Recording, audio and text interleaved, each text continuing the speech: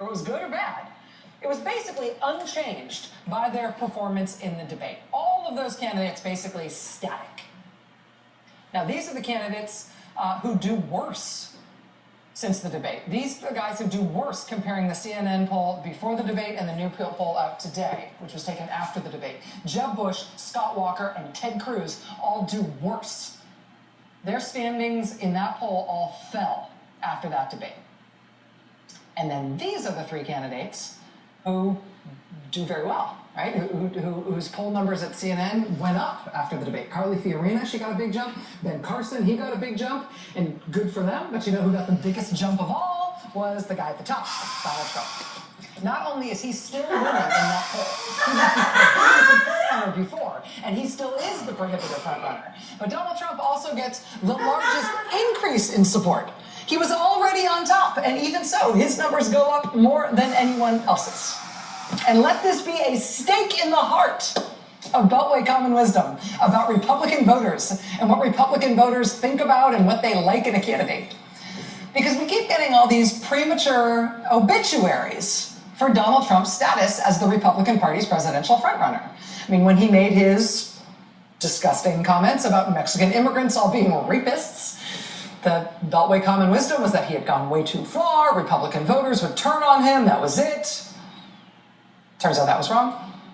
When he made his disgusting comments deriding John McCain's heroic Vietnam War record, the Beltway Common Wisdom, in particular all the Republican elites who make up Beltway Common Wisdom, they said, oh, the McCain comments, now he's really gone too far, Republican voters are not going to like that, Donald Trump's moment is over. Turns out that was wrong. The most recent one was after the Fox News debate, when Mr. Trump made, again, quite disgusting comments about one of the debate moderators who is a Fox News host. And they, you know, in the Beltway, they cranked up the old Victrola again to play that same old song about how Donald Trump this time had gone too far. Republican voters would not like it. His moment was over. And once again, the Beltway Common Wisdom, the sort of national elite media political view of what Republican voters would think and what they would do turns out to be 180 degrees totally wrong. It's not even like Donald Trump is like not sinking as much as he thought or just maintaining. Donald Trump is still on the ascent. Beltway Common Wisdom has been wrong about everything concerning Donald Trump's campaign so far. And the Beltway Common Wisdom about Donald Trump will be wrong again the next time he says something spectacularly offensive. I hereby predict that no matter what that is, no matter what spectacularly offensive or even disgusting thing he says next, Republican voters will like it. They will not mind. They will not punish him. Republican voters said in this latest CNN poll that not only do they prefer Donald Trump as their party's presidential nominee by a huge margin, they also prefer him to all of the other Republican presidential candidates when you ask specifically about policy issues. On every single specific policy issue that pollsters ask them about, they like Donald Trump the best. Everyone. On the economy, Republican voters trust Donald Trump the most.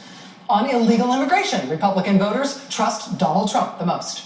On ISIS, Republican voters trust Donald Trump the most. Keep in mind, Donald Trump's plan to defeat ISIS is, in his own words, a secret. But that's okay. Republican voters trust him and his secret plan more than they trust any other Republican running for president on the issue of ISIS.